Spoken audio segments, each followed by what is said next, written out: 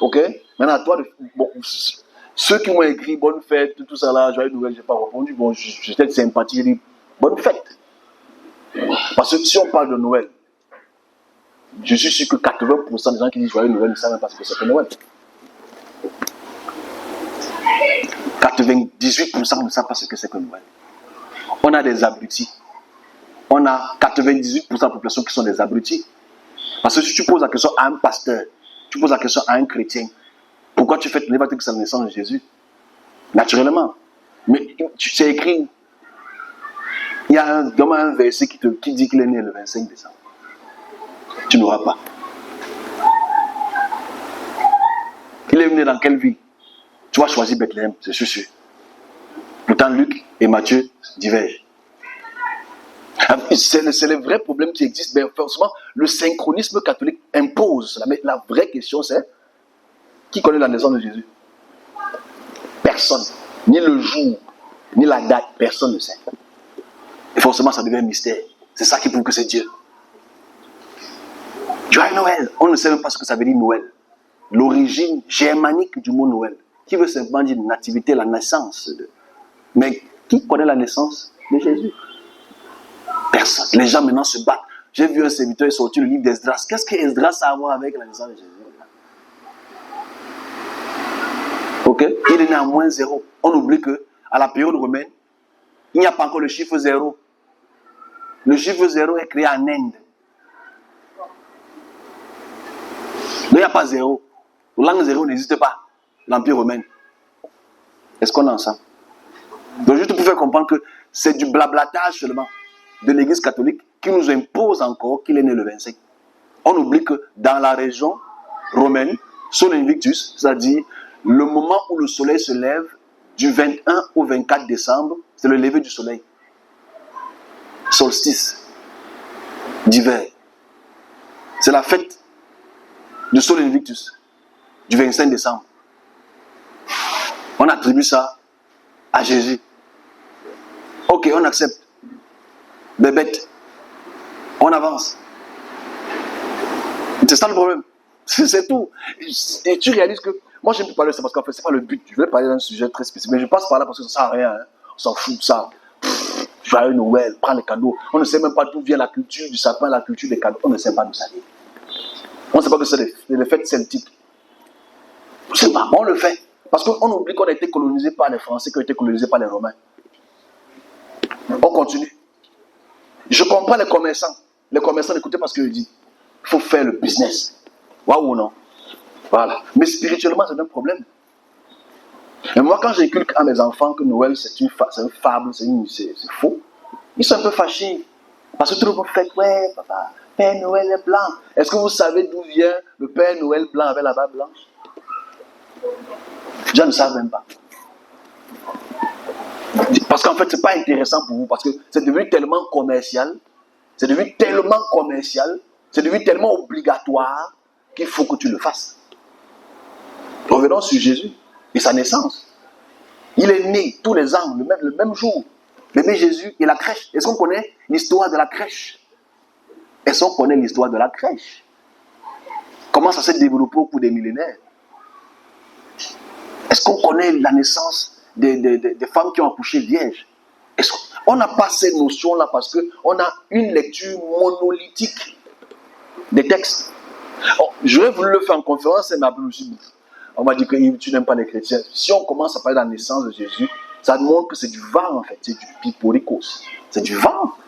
Mais on le fait, tu vois, les gens sont sérieux là, ils partent à l'église, ça vient en blanc, Jésus est né aujourd'hui. Mais on t'impose un mensonge, et le mensonge devient universel, l'universalité devient une vérité. C'est bizarre. C'est bizarre, mais toi qui dis la vérité, on te laisse, on te jette les cailloux. Celui qui ment, on l'adule. C'est ça le problème. On n'est pas encore sur le sujet, hein? L'esprit, le temps et la construction. Mais j'explique seulement l'esprit. Dans le sens de, nous sommes spirituellement, on nous a menti. Et même quand on connaît la vérité, parce que beaucoup de serviteurs connaissent la vérité. J'ai suivi un très bon serviteur qui disait que non, Jésus n'est pas né le 25. Mais je fais quand même cette fête-là parce qu'il faut que les gens... Ouais, je sais. D'autres disent que non, c'est une fête païenne, mais Dieu a imposé ça et on prend ça par la force. Regarde comment on continue. C'est quoi une pratique? C'est quoi un culte? Cultuel. Culte, ça veut dire une pratique ésotérique que tu formules et reformules constamment à une période spécifique constante. Ça veut dire que si tu as l'habitude de manger, boire, te laver à une période, à une divinité ou à une puissance, on appelle ça un culte. Ok? Et c'est bizarre qu'on ne voit pas ça comme un culte. Parce que nos grands frères, nos parents nous imposent que ce n'est pas un culte. C'est le jour que Dieu est né. Dieu, un jour. Je m'arrête là. Je vais entrer sur un autre sujet parce qu'on parle de jour ici. Je vais en donner un sujet très intéressant. Vous n'êtes plus bêtes. Et ça m'intéresse parce qu'en fait, vous êtes là, genre, oh.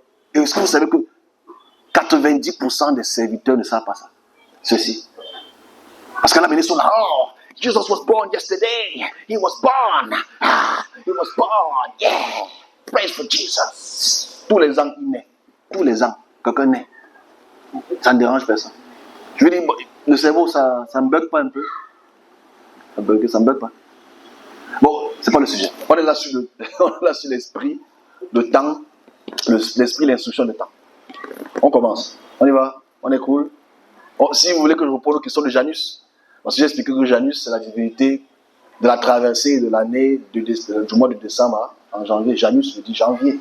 C'est une divinité versage, à deux visages. Visage qui regarde le passé de 655 jours et qui regarde le futur des 10 jours qui t'introduisent à la nouvelle année. C'est Janus. Tapez Janus et vous allez savoir ce que vous fêtez depuis que vous êtes petit. Vous partez en boîte. Bonne année! Bon, on m'a posé une question hier. Un jeune homme. Il me dit qu'il a 18 ans. Et j'ai dit, ok, tu as 18 ans. Tu as 18 ans? Il dit, oui, j'ai 18 ans. Tu as quel âge? Il est ici, j'ai 18 ans. Tu fais quelle classe? Je ne donne pas la classe parce que ça ne correspond pas à 18 ans. Donc bref, c'est pas une insulte, c'est un constat. Donc comme ces 18 ans ne correspondent pas à sa classe, il me dit, le père, parce qu'il m'appelle le père. Je dis, hey, comment man? Je suis jeune, on m'appelle le père. Est-ce que le 31 on aura le bonne année? Est-ce qu'on va venir fêter bonne année? Il a pris le mauvais bouton. Alors je lui dis, comment ça va se passer en Chine? Bonne année. Il dit, de quoi est-ce que tu parles? Je dis, bon, est-ce que celui qui fait bonne année en premier est le meilleur? Parce que dans notre fuseau horaire, la Chine, c'est plus 8. Donc si c'est plus 8, et qu'eux ils disent bonne année avant nous, par rapport au lever du soleil, nous on est en retard de 8 heures. Hein? Donc, bonne année, c'est à quoi? Puisqu'ils ont dit bonne année avant nous. Et que le bonne année, ce n'est qu'un jour qui se lève, et une nuit qui se couche. Le temps est une fiction. Le temps n'est qu'une illusion. Parce que quand je vais dire bonne année ici, les gens aux États-Unis ne pourront pas encore dire bonne année. Illusion. Nous sommes dans une illusion du temps. Oh, on vient dessus bientôt.